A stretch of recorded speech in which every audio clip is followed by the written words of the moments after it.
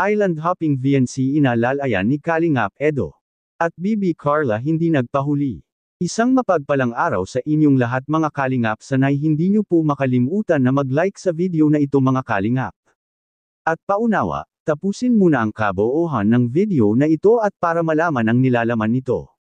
At maraming salamat po mga Kalingap sa pagpatuloy na pagsuporta lalo na kay Kuya Val Santos Matubang at Kalingap Rab. Ngayong araw na nga ang nakatakdang mamasyal ang Team Kalingap sa El Nido Palawan mga Kalingap.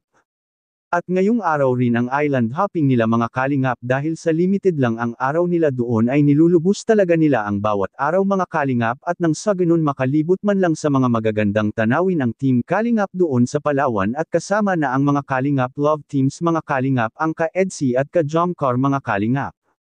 Pero bago yun ay panoorin muna natin ang pinahayag ng asawa ni Kalingap Rab na si Jack mga Kalingap at para malaman natin kung ano ang ginagawa nila ngayong araw, makikita po natin sa video. Maaga naman kami dahil kami ay island hopping. Pagkakaalam ko sa schedule island hopping kami, maaga kami pupas. So maya-maya lang uuwi na rin kami para makapagpahinga. So far, nag-enjoy na ba kayo sa first day nyo dito sa El Nido?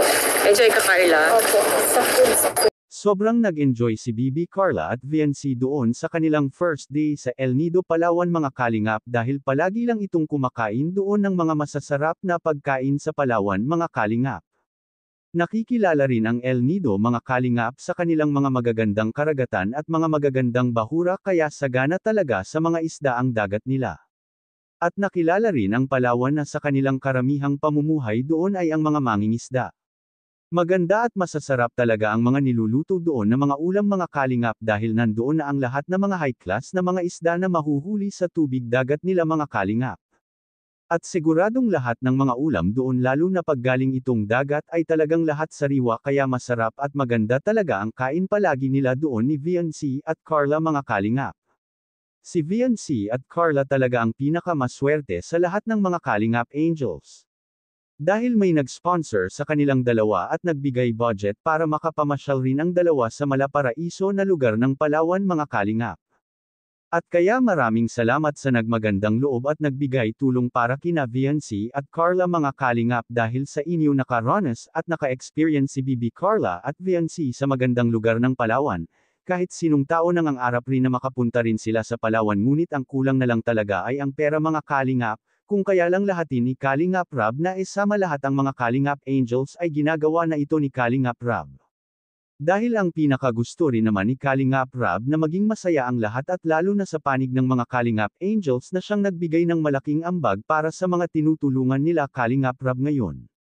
Mas masaya sana kapag nakasama ang lahat dahil minsan lang mangyayari sa buhay na maka-experience at makapamasyal ang ilan at lalo na sa magandang lugar ng Palawan mga Kalingap.